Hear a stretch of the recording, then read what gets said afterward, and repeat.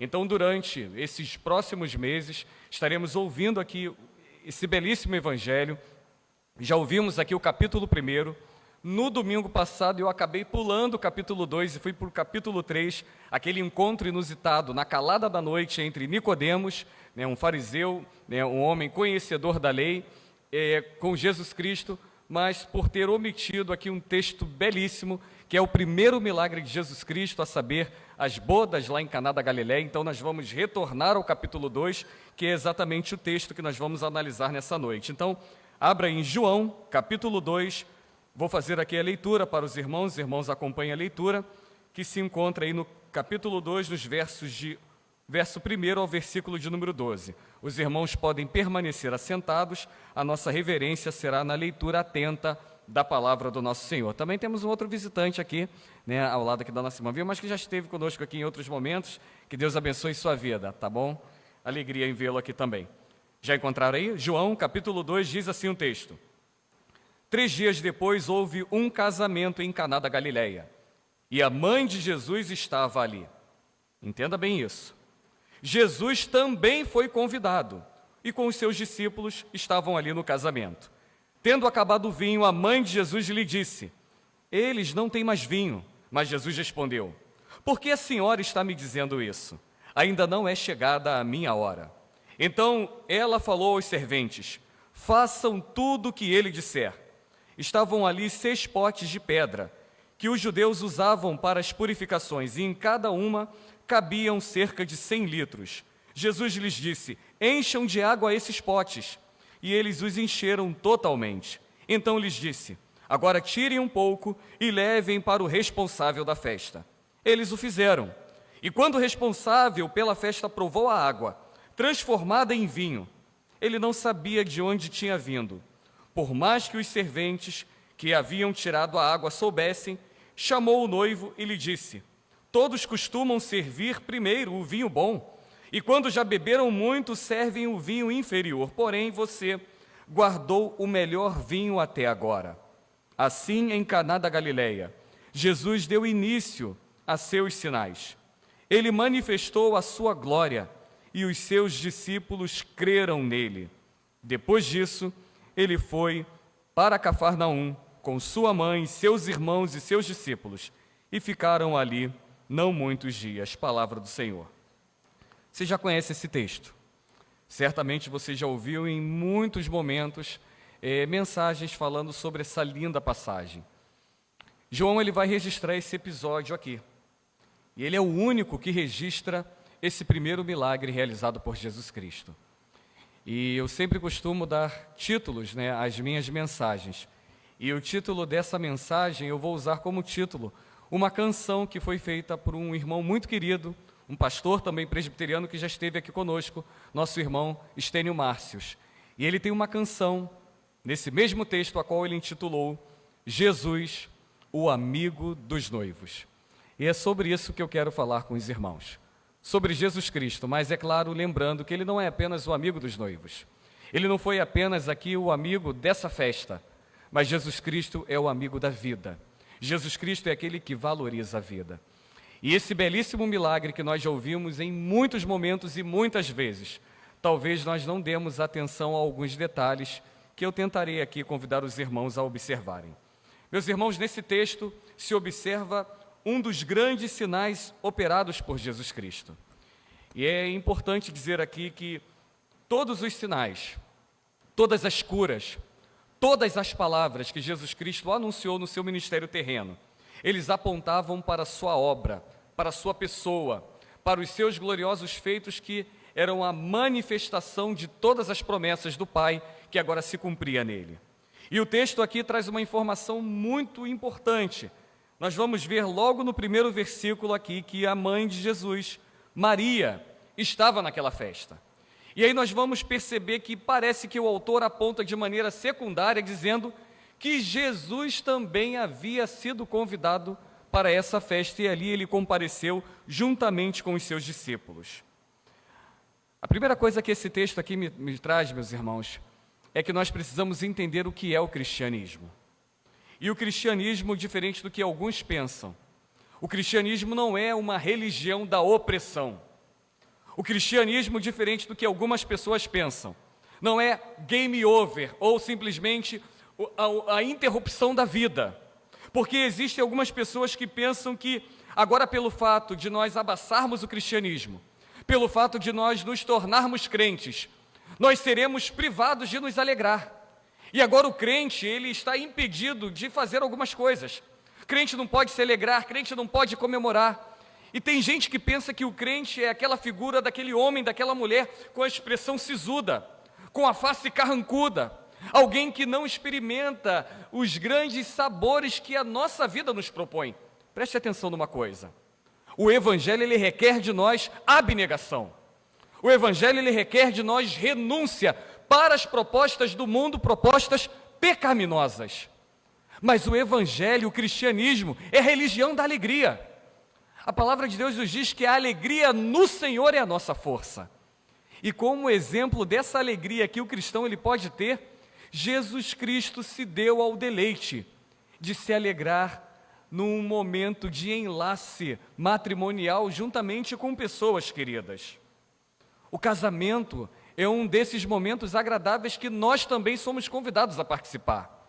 E quando nós estamos numa festa de casamento, é claro, nós nos alegramos, nós nos confraternizamos com os nubentes, ali nós encontramos familiares, pessoas queridas.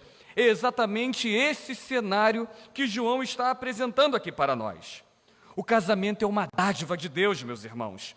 O casamento é uma fonte de alegria para o casal. O casamento é um momento de celebração para todos aqueles que são convidados. Os amigos do noivo e da noiva, os familiares do noivo, os familiares da noiva.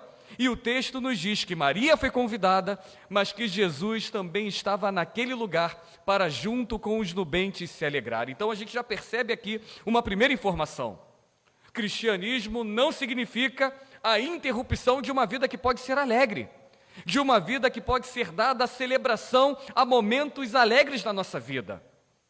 O cristianismo não é isso, conforme algumas pessoas dizem. Mas nós também aqui observamos que Jesus Cristo, ele aprova essas mesmas celebrações, que Jesus Cristo, ele valoriza as relações sociais. Então essa ideia do crente, entenda bem, o crente ele é separado no sentido de ser santificado, mas esse crente que é santificado em Cristo, ele tem uma vida social, e através desse convívio social ele abençoa, ele santifica, ele alegra com a sua presença, e é dessa maneira que nós precisamos olhar para esse episódio.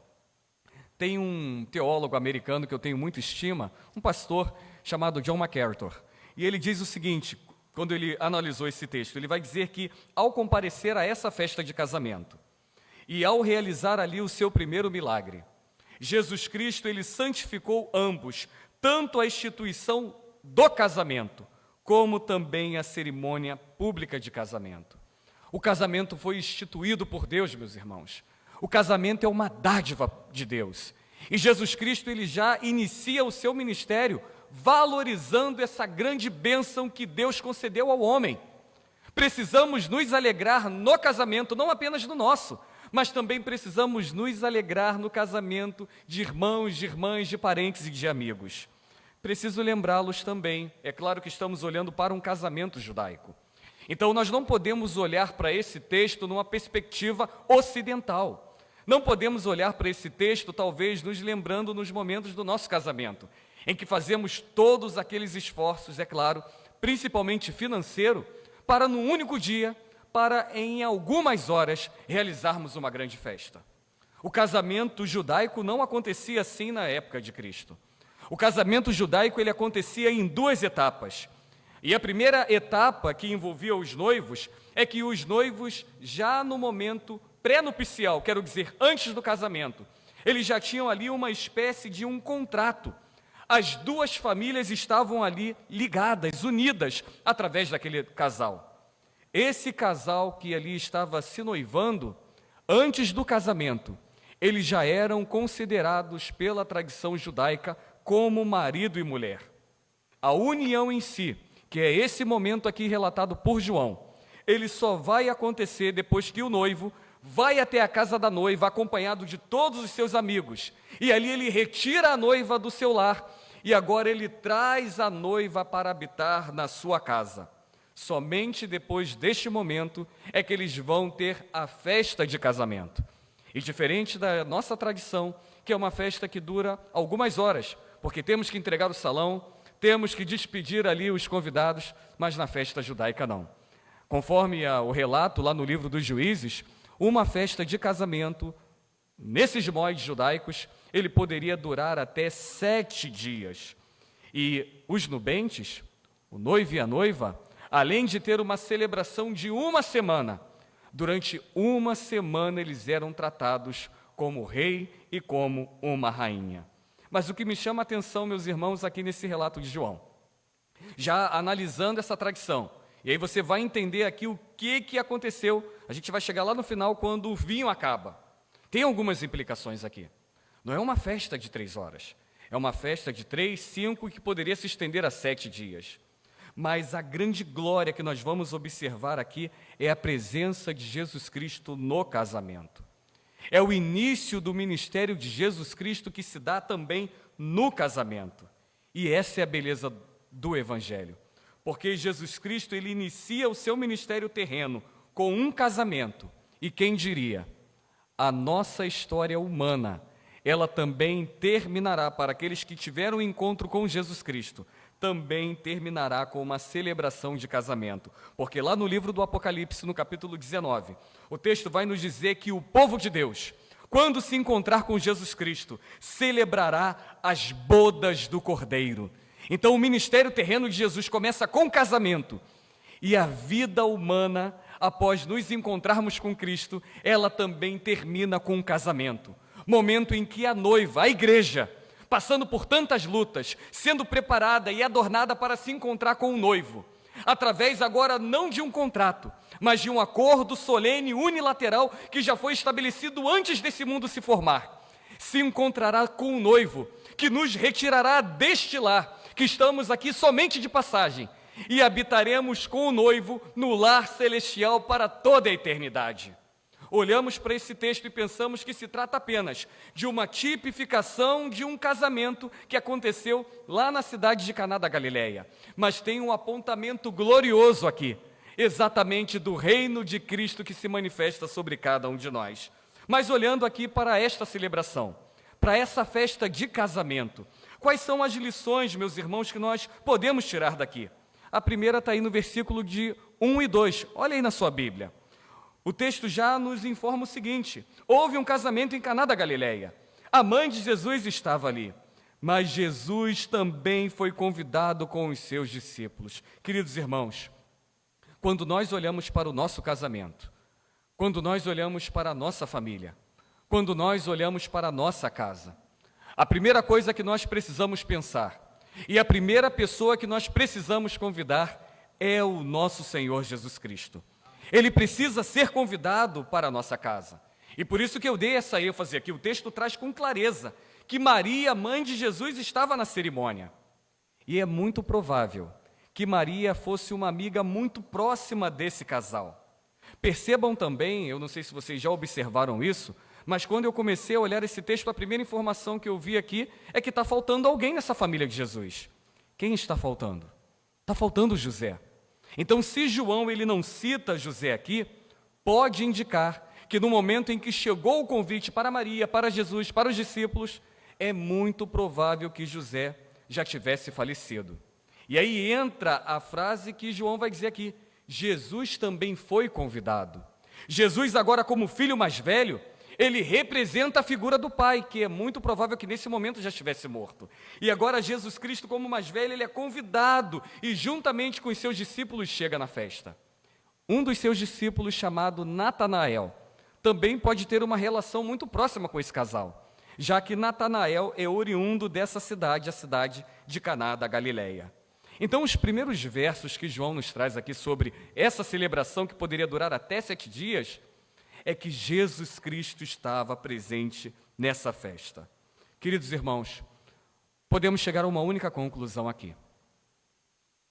Ainda que nessa festa tivessem muitos convidados, ainda que Maria fosse uma pessoa muito próxima do casal e, é claro, com alegria fosse convidada para participar, todos nós que passamos pela celebração do casamento Certamente o momento mais difícil é o momento de elencar os convidados.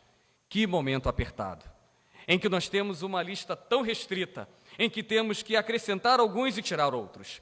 Lembrar de alguns nomes e outros nomes talvez não venham a ser lembrados. Mas o que esse texto aqui nos apresenta com clareza é que a primeira pessoa a fazer parte da lista do nosso casamento é a pessoa do nosso Senhor Jesus Cristo. A maior necessidade que qualquer família tenha, seja cristã ou não cristã, é a presença de Jesus Cristo em nossa família.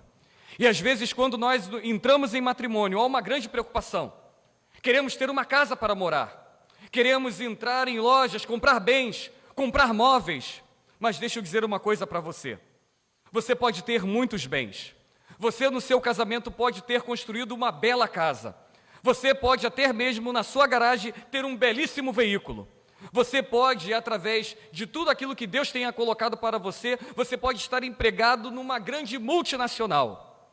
Mas isso não tem nenhuma valia se você não tiver Jesus Cristo governando a sua casa. Jesus Cristo, ele precisa ser o primeiro em todas as coisas.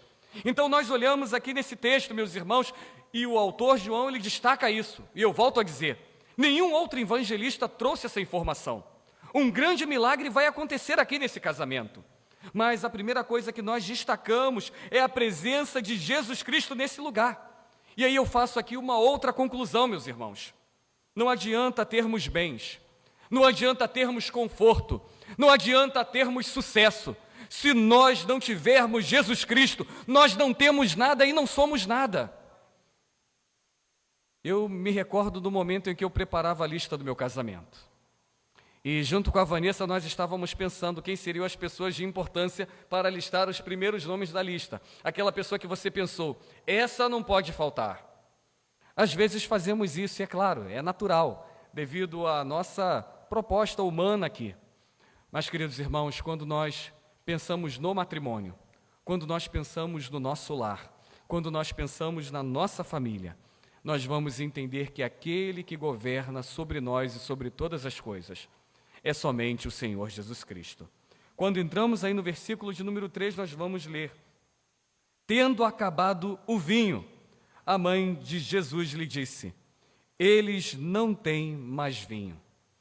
Deixa eu dizer uma coisa para você, eu sei que o nosso olhar para esse momento está no vinho, que já estava prestes a acabar. Mas o vinho, ele tinha um significado naquele momento. O vinho, naquele momento, era a principal ou a maior provisão do casamento. O vinho, naquele momento, também simbolizava a alegria. Jesus estava naquele lugar. E com isso o texto aqui nos informa que no casamento, na nossa casa, na nossa família, não é o vinho, mas Jesus Cristo precisa ser a maior das nossas alegrias. E em muitos momentos os nubentes, eles se unem com um propósito errado. Muitos vão para o casamento esperando ser felizes. A jovem mulher que aguarda receber o príncipe encantado.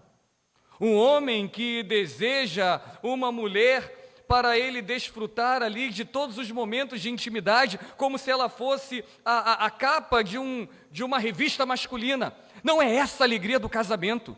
A alegria do casamento é quando Jesus Cristo se faz presente. E é exatamente isso que João está narrando aqui, meus irmãos. O texto aqui nos diz que o vinho estava alegrando as pessoas nessa festa. 3, 5 a 7 dias durava a festa de casamento. As pessoas comiam e bebiam. As pessoas se alegravam e eram badaladas com a música que tocava naquele lugar. Em muitos momentos, nós passamos exatamente pelo contexto que João narra aqui. O que iremos fazer quando o vinho acabar? E nós olhamos para muitos casamentos cristãos e temos percebido também que o vinho tem acabado cedo demais. E eu, mais uma vez, explico aqui aos irmãos: vinho, alegria. Já presenciei o casamento de muitos cristãos que não duraram um mês, que duraram 45 dias, que duraram 6 meses. E quando nós vamos conversar com casais, ouvimos respostas das mais variadas. Ah, não era para eu ter me casado, pastor. Ah, aconteceu isso, aconteceu acolá. Nós trazemos muitas justificativas para abandonarmos o matrimônio, com a justificativa de que a alegria acabou. Nesse texto aqui, a alegria é o vinho. E nós vamos perceber ao longo do texto que, mesmo com o vinho terminando, esse não foi o fim da cerimônia de casamento. Há um grupo muito competente chamado Barna Group, eu já falei deles aqui para vocês, que eles fazem um estudo tanto para trazer a influência do cristianismo no mundo secular, como também a influência do mundo no cristianismo. E quando o Barna Group levantou uma estatística que apontava sobre o divórcio, eles chegaram à seguinte conclusão: que o número de divórcios entre crentes e não crentes estão em pé de igualdade. E o número de divórcios entre crentes estão aumentando de maneira avassaladora nos últimos anos. O casamento, meus irmãos, é uma pequena amostra daquilo que nós vamos enxergar também na vida cristã. Da mesma maneira que os nubentes entram no casamento e após alguns dias, alguns meses, já propõem a separação, assim também a igreja está fazendo com o Senhor Jesus Cristo. O casamento aqui em Caná da Galileia não se trata apenas dos noivos, não se trata apenas da falta do vinho, mas também está relacionado com a igreja. E em muitos momentos a nossa alegria no Senhor ela está se esgotando. E muitos crentes relatam, às vezes de maneira equivocada, dizendo para outros que ainda vivem a alegria da união com Cristo, dizendo: olha, eu já experimentei isso. Você está vivendo o primeiro amor, mas isso vai passar. Não, meus irmãos, isso não pode passar, porque o primeiro amor ele deve continuar arregendo as nossas vidas. O primeiro amor deve ser o mesmo sentimento que vai unir a noiva, a saber, a igreja, com o noivo Jesus Cristo. Só que em alguns momentos nós tratamos a vida cristã como tratamos o casamento. Sabe por que muitos casamentos estão desmoronando? Porque homens e mulheres não estão assumindo a responsabilidade do casamento. Homens e mulheres não estão cumprindo o seu papel. E às vezes eu digo para alguns casais que pensam que casamento é brincar de boneca, é brincar de casinha. Da mesma maneira como há muitos crentes hoje, nessa nossa união da noiva com o noivo que é Cristo, achando que igreja é brincar de igrejinha. E a nossa relação com o noivo, a saber, Jesus Cristo, tem sido a pior relação. E nós fazemos exatamente o que os homens e mulheres no mundo, e infelizmente na igreja, têm feito com o seu casamento. No primeiro problema que enfrentamos na vida cristã, já queremos abandonar o noivo. E aí nos esquecemos, meus irmãos, que a vida cristã não é um parque de diversões. Nos esquecemos, meus irmãos, que um verdadeiro crente, ele enfrenta lutas, ele vai passar por dissabores, ele enfrentará inúmeras tristezas, ele vai se decepcionar e também vai decepcionar pessoas. O verdadeiro crente, não iremos fugir disso. Seremos perseguidos, seremos caluniados, vão falar mal de nós, colocarão palavras na nossa boca. E só por causa disso vocês vão abandonar o noivo? A realidade do casamento, as dificuldades que ele enfrenta, ela tipifica também a mesma realidade que a igreja tem em relação ao noivo que é Cristo. E eu volto a dizer, muitos crentes estão jogando a toalha, baixando a guarda e deixando de se relacionar com Jesus Cristo por causa dos reveses da vida e das circunstâncias. Precisamos nos lembrar dos apóstolos. Foram perseguidos e odiados por causa de Jesus Cristo. Conosco não pode ser diferente. É claro que o Evangelho não será apenas luta, mas iremos também passar por lutas. No casamento, quando os nubentes sobem até o altar, tem aquele momento das perguntas que o pastor faz, da declaração que uns fazem um para o outro, na alegria e na tristeza, na saúde ou na doença, até que a morte nos separe. Em muitos momentos essa declaração é linda. A noiva emocionada começa a chorar. O auditório que está ali atento fica aclamado e emocionado com a cena. Mas quando o primeiro problema bate na porta do casal, aquelas declarações, elas foram apenas palavras lançadas no ar. Queridos irmãos, no casamento nós vamos lidar com doenças, nós vamos lidar com escassez, vamos enfrentar problemas diversos, mas não deve ser o fim. mesmo com Jesus Cristo reinando sobre nós e governando a nossa casa, nós seremos provados. Mas permaneçam firmes, porque nós somos provados para no final sermos aprovados por Deus. Se a alegria do nosso casamento estiver em coisas efêmeras, passageiras, em coisas circunstanciais, a nossa alegria no casamento vai ser apenas a lembrança daquele dia em que enfeitamos o salão, em que nos arrumamos, em que a noiva teve o dia da beleza. Se esses noivos aqui no texto estivessem depositando toda a sua alegria no vinho, o que seria da alegria desses nubenques após o término da bebida da festa, que ainda tinha alguns dias de duração? Esse texto aqui nos mostra que nós precisamos ter fé, que nós precisamos ter esperança, que nós precisamos ter perseverança em todas as coisas, no nosso casamento, no nosso lar, na nossa comunhão com Cristo, na nossa vida, no nosso cotidiano diário. E mesmo que passemos por dias nebulosos, precisamos ter a grande certeza que o sol voltará a brilhar sobre nós. Sabe por quê? Porque aquele que nós convidamos para reinar sobre nós, sobre a nossa casa, a saber, Jesus Cristo, é aquele que está cuidando de todas as coisas. É isso que João está narrando aqui. Não é apenas qualquer festa, não é apenas Maria que foi convidada, mas Jesus estava naquele lugar. E quando nós olhamos aqui o versículo de número 3, meus irmãos, nós vamos perceber na parte B que surgiu um problema. E o problema foi que o vinho acabou. Mas esses problemas, eles precisam, é claro, ser diagnosticados com urgência. É provável que Maria, essa amiga próxima do casal, além de convidada, ela tinha uma outra responsabilidade nessa festa. É muito provável que Maria tinha a responsabilidade da organização e também da distribuição da comida da cerimônia. É exatamente por esse motivo que Maria é logo uma das que percebe que o vinho está a faltar. Imaginem comigo, meus irmãos. A decoração daquela festa estava uma beleza. Havia muita delícia, muita fartura na mesa para os convidados. Imaginem o noivo, emocionado, vislumbrado com tudo aquilo que estava acontecendo naquele momento. Imaginem a noiva, toda arrumada, toda preparada ali para o encontro com o seu noivo. E talvez naquele momento nunca havia se visto uma moça tão linda, tão bela. Mas surgiu um problema que poucos haviam percebido. Imaginem o pai da menina. Imaginem aqui comigo. São coisas que eu fico pensando quando eu olho o texto. Imaginem o pai dessa menina. Deveria estar desesperado, levantando a sua mão no rosto com aquele semblante de preocupação.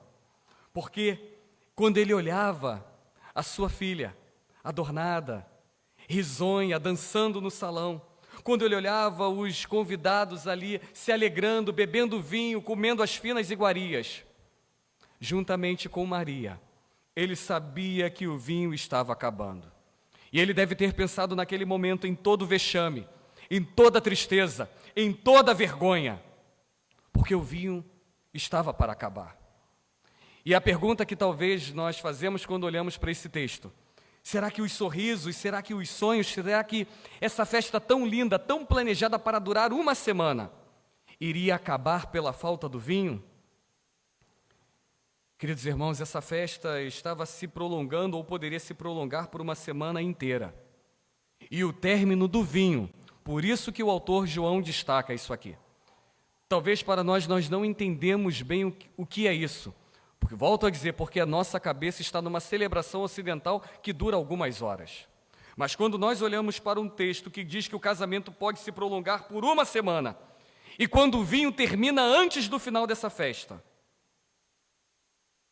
isso é um golpe duro que afetaria drasticamente a reputação do hospedeiro. A reputação do noivo estava em jogo. A reputação do pai da noiva estava em jogo. E aí é o momento em que João, nesse texto, ele nos convida a olharmos para Maria, mãe de Jesus Cristo. Ela percebeu que a família poderia passar por um grande vexame. Ela percebeu que o vinho havia acabado. E essa mulher, ela não correu anunciando para todo mundo, dizendo: "Oh, o vinho está acabando. Temos um problema aqui". Não, meus irmãos. O texto diz, está aí no versículo de número 3, que ela vai até Jesus Cristo e contra o problema. E, infelizmente, esse texto tem sido interpretado de maneira muito equivocada por muitos crentes.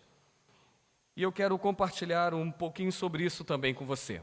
Já estou aí no meu quarto ponto aí. Após a identificação do problema, nós precisamos levar o problema para a pessoa certa. Que texto lindo, meus irmãos. E que lições nós podemos tirar para a nossa vida. Olha aí para Maria no texto. Ela não espalhou a notícia da falta do vinho para todos os convidados, para gerar nos convidados um sentimento, um clima de murmuração. Maria, ela foi até Jesus Cristo. E deixa eu dizer uma coisa para você, que mesmo olhando esse texto, mesmo já conhecendo ele há tanto tempo, ainda não aprendemos isso. Deixa eu dizer uma coisa para você, palavra de Deus para a sua vida. Antes de você levar os seus problemas para a sua família, para os seus parentes, para os seus amigos, você precisa desabafar com Jesus Cristo. Esse é um problema da humanidade. Mas esse é um problema ainda pior para aqueles que têm Jesus Cristo. E às vezes nós, na nossa ansiedade, nós cometemos um grande erro. Em muitos momentos a nossa língua é maior do que a nossa boca. Em muitos momentos nós compartilhamos as nossas crises. Em muitos momentos nós abrimos o nosso coração para uma pessoa que mal nós conhecemos, que está na fila do banco, ou para uma pessoa que está na fila ali do caixa do supermercado. Eu sei que você já passou por isso e eu já passei por isso muitas vezes, em que pessoas que nem me conheciam ali na fila do mercado colocavam para mim toda a sua vida. Não faça isso, porque haverá muitos momentos que essas pessoas que colocarão os ouvidos para você, elas não estão preocupadas com a sua vida e nem mesmo em lhe ajudar com esse problema. Mas elas só querem pegar essa informação para transformar essa informação na principal manchete do jornal da fofoca do seu bairro ou da sua igreja. Maria não fez isso. Maria não chamou os noivos. Maria não chamou o pai da noiva. Maria não chamou nenhum convidado. Maria chamou Jesus Cristo. E percebam que isso às vezes acontece também na igreja. Às vezes passamos por um problema e contamos para todo mundo. E às vezes o último a saber é o seu pastor. Aquele que é vocacionado e chamado por Deus para lhe ajudar em diversas crises. Maria, quando ela procura Jesus Cristo, meus irmãos, ela está exatamente apresentando o seu drama. Ela está apresentando exatamente o problema que surgiu ali. E quando ela apresenta Jesus Cristo, ela não estava transformando esse problema na murmuração dos convidados, mas ela estava fazendo daquele momento um momento de intercessão junto ao Senhor Jesus Cristo. É claro que naquele momento ela ainda olhava para o seu filho como filho. Mas aí Jesus Cristo vai responder àquela mulher e vai também realizar um grande milagre, mostrando que ele não era apenas o seu filho, mas que ele também era o seu Senhor. E eu já quero concluir, meus irmãos, olhando para o final lindo dessa história. No versículo de número 4, nós temos algumas versões na ARA, na revista, na corrigida, em outras Bíblias, que o termo que vai aparecer aí é mulher. E às vezes parece que Jesus Cristo estava tratando a sua mãe de uma maneira muito rude, muito grosseira, como se fosse algo dizendo: mulher, o que eu tenho contigo? Ainda não é chegado a minha hora. Eu gostaria que você desinfetasse isso da sua mente, porque não foi isso que aconteceu. Jesus não estava tratando essa mulher de maneira rude. E quando nós olhamos aqui esse texto, quando Jesus vai dizer: a minha hora não é chegada, eu fiquei maravilhado com a tradução que nós usamos hoje aqui, que é essa revisão que a Almeida, a revista atualizada, passou. E quando olhamos, meus irmãos, a nossa Bíblia que usamos aqui hoje, foi feito um trabalho muito bacana aí, exegeticamente falando, porque o termo grego que aparece aqui no texto, o termo gnai, que se refere à mulher, a melhor tradução para o português não seria essa, mas a melhor tradução para nós seria exatamente uma palavra que demonstra uma extrema cortesia. A melhor tradução seria Jesus Cristo dizendo: Madame ou minha senhora, ainda não é chegada a minha hora. Foi essa mesma palavra, eu pesquisei também outras palavras quando Jesus Cristo se referia à sua mãe. Essa palavra Ginai, ela apareceu também em outros textos. É essa palavra que Jesus usou quando honrou a sua mãe no momento em que aprove dele ser cuidado dela, por ela, no momento em que ele estava vivendo aquela intensa agonia de ser executado. Foi essa mesma palavra que Jesus Cristo usou ao se dirigir à sua mãe, quando ele confia à sua mãe o discípulo amado. Jesus, ele não estava sendo rude, Jesus, ele não estava sendo grosseiro, mas Jesus estava dizendo que ela agora não deveria mais olhar para ele como um menininho que estava crescendo, que ela não deveria olhar para ele enxergando apenas o seu filho, mas que agora ela deveria olhar para ele como o seu Senhor, como um Deus santo, como um Deus poderoso, como aquele que é capaz de realizar grandes milagres e prodígios. E para testificar aquilo que ele estava dizendo a esta mulher, Jesus Cristo vai realizar um grande milagre, que para nós ficou conhecido como o primeiro milagre do ministério de Jesus Cristo. Mas preste atenção, Jesus Cristo, quando ele responde, não de maneira rude, mas de maneira cuidadosa à sua mãe, que ainda não era chegado o seu momento, Jesus também estava dizendo a ela, aos discípulos, e 2000 anos depois manda um recado para mim e para você. Jesus Cristo não é o nosso mordomo, Jesus Cristo não é o nosso empregado, Jesus Cristo, ele não vai atender às nossas demandas porque está sendo pressionado pelas nossas orações. Jesus, ele não é obrigado a dar nada para você devido às circunstâncias que você está passando. Jesus, ele não é obrigado a fazer nada por ninguém, mesmo que essa pessoa seja uma pessoa próxima e querida, como o texto aqui refere que é a sua mãe. O que Jesus estava dizendo para ela é que ele cumpre sim uma agenda, e essa agenda não é humana. Essa agenda não é circunstancial, mas essa agenda é uma agenda estabelecida pelo Pai antes mesmo do mundo ser criado. Tudo já estava planejado. E por isso Jesus Cristo, de maneira carinhosa, tratando a sua mãe, ele vai dizer, se acalme, porque ainda não é chegada a minha hora. E um grande milagre estava para acontecer, meus irmãos.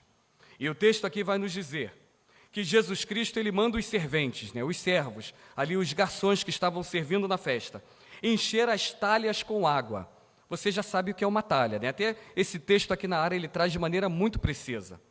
E o milagre, meus irmãos, o primeiro milagre de Jesus Cristo, ele já começou com uma ordem absurda. Gabriel entende muito bem isso, Gabriel? No quartel, ordem absurda a gente não obedece, não é isso? E eu fico imaginando, meus irmãos, a cabeça dos servos, quando ouve Jesus Cristo dizer que eles deveriam encher as talhas. Você já olhou aí no texto a informação? Quando Jesus Cristo manda, olha aí no versículo de número 6, estavam ali 6 potes de pedra, que os judeus usavam para as purificações, e em cada cabiam 100 litros. Então, se haviam 6 potes de pedra, quantos litros nós temos? 600 litros. Mas deixa eu explicar para você, que talvez você não entendeu bem essa purificação. Esses potes aí, ou esses recipientes que armazenavam água, era a água que era usada para os convidados da festa, que chegavam na festa para lavar as suas mãos. Era a mesma água que era usada para lavar todos os utensílios da festa, os pratos gordurosos daquelas finas iguarias, os copos sujos com todas as bebidas. E exatamente naquele recipiente podre, insalubre, nojento, que Jesus Cristo manda os discípulos colocarem água. E eu fico imaginando aqueles homens olhando para Jesus com aquele comando que era absurdo. E Maria vai dizer àqueles homens, faça tudo o que ele vos disser. E eles o fazem. E eles vão ali, meus irmãos, e enchem aquelas caixas totalmente de água. E aquela água, misturada com a gordura, é isso mesmo, misturado com o tempero das mãos sujas, é essa água que Jesus vai realizar um grande milagre e vai transformar essa água podre, insalubre, no vinho mais raro que aqueles homens e mulheres na festa podiam beber. Queridos irmãos, quando o homem provou aquele vinho tão raro, ele pensou que o noivo havia quebrado um protocolo, é o que diz aqui o texto. E ele faz a pergunta, olha, não é comum acontecer isso, mas você deixou o melhor vinho para o final. aquele homem nem imaginava que aquele vinho tão precioso, que aquele vinho que talvez deixou aquele sabor doce na boca daquele homem por algumas horas, alguns minutos antes, foi uma água podre e insalubre que havia sido transformada de maneira miraculosa. E sabe o que nós aprendemos no final dessa história? Que quando Jesus Cristo intervém, o milagre vem. Queridos irmãos, quando nós olhamos essa cena, quando nós olhamos esse milagre, Jesus Cristo ele trouxe plenitude para aquilo que estava vazio. Quando olhamos para essa cena, Jesus Cristo trouxe alegria para o momento que haveria uma grande decepção. Imagina uma festa que começou na segunda e que fosse durar até sábado, mas na quarta-feira o vinho acabou. A alegria que era representada pelo vinho, o deleite dos convidados naquele que estava sendo o hospedeiro e promovendo essa grande festa. Jesus Cristo valoriza a vida. Mas, meus irmãos, quando nós olhamos esse milagre aqui, não podemos pensar apenas no exterior, Jesus Cristo cuidando de uma festa de casamento, mas podemos olhar também para o interior. Porque assim como esse recipiente podre, que recebeu água e dessa água se transformou um vinho raro, Jesus Cristo também entrou na nossa vida e na nossa história, e pegou esses vasos de barro, esses recipientes podres. Não fique chateado, porque éramos assim no pecado. E Jesus Cristo derramou sobre nós o vinho novo, a saber, o Espírito Santo. E quem diria, desses vasos de barro, desses utensílios frágeis, o Espírito Santo iria habitar para a promoção da sua glória. Por isso que vale a pena convidarmos Jesus Cristo para reinar na nossa casa, no nosso casamento, na nossa família. Por isso que vale a pena depositarmos os nossos problemas e os nossos dissabores somente àquele que é capaz de realizar um grande milagre. Por isso precisamos fazer como os serventes, ouvirmos Jesus Cristo e confiarmos naquilo que Ele nos manda fazer. Porque ainda que na nossa incredulidade o comando seja absurdo, confie em Cristo, porque Ele está reservando algo miraculoso para cada um de nós. E eu encerro aqui, meus irmãos, dizendo, conforme o título, à luz da canção desse irmão querido, que é o reverendo Estênio Márcios: Jesus é o amigo dos noivos, Jesus é o amigo dos sonhos, Jesus é o amigo da festa, mas Jesus é o amigo da vida, e Ele estava presente naquele lugar. E esse mesmo Jesus, Ele está presente aqui. Ele quer reinar na sua vida, Ele quer governar a sua casa, Ele quer realizar um grande milagre. Talvez você entrou aqui neste lugar e alguém, talvez dentro da sua própria casa, esteja olhando para você com pessimismo. Talvez esteja olhando para você da mesma maneira como os serventes estavam olhando para aqueles recipientes, dizendo: isso aí está sujo, isso aí está podre, isso aí não tem jeito. Mas Jesus Cristo, Ele pode realizar esse milagre, de transformar esses vasos imperfeitos, nessas vidas ainda não santificadas, nessas vidas que ainda estão amarradas no pecado, numa vida que vai glorificar através de uma vida transformada o nome do nosso Senhor Jesus Cristo. Permita que Jesus Cristo seja o Senhor da sua vida. Permita que o Senhor Jesus Cristo seja o Senhor do seu casamento. Permita que Jesus Cristo seja o Senhor da sua história. E quando as pessoas olharem para você, elas vão comparar. E eu conheço ele, eu conheço ela. Olha por onde ela andava. Olha o que ele fazia. Mas muitos vão dizer: olha o que eles se tornaram. Eu imagino que os noivos naquele momento nem imaginavam o que Jesus Cristo estava fazendo. Os serventes talvez pudessem pensar: eles vão beber água podre, mas eles beberam o melhor vinho. A nossa vida é assim. Aqueles que eram depravados nos seus delitos e pecados, aqueles que andavam com as suas próprias vidas, que eram vidas, permitam-me a expressão, de podridão. mas hoje tem uma vida transformada diante do Senhor. Confie em Jesus Cristo. Deixa Jesus trabalhar, porque Ele sabe muito bem o que fazer. E nós somos apenas convocados por esse mesmo Deus para testemunharmos esse grande milagre que Ele realizou e continua realizando em nós. Que Deus assim nos abençoe. Vamos nos colocar de pé e assim vamos orar ao Senhor. Justificando a ausência do pastor Rui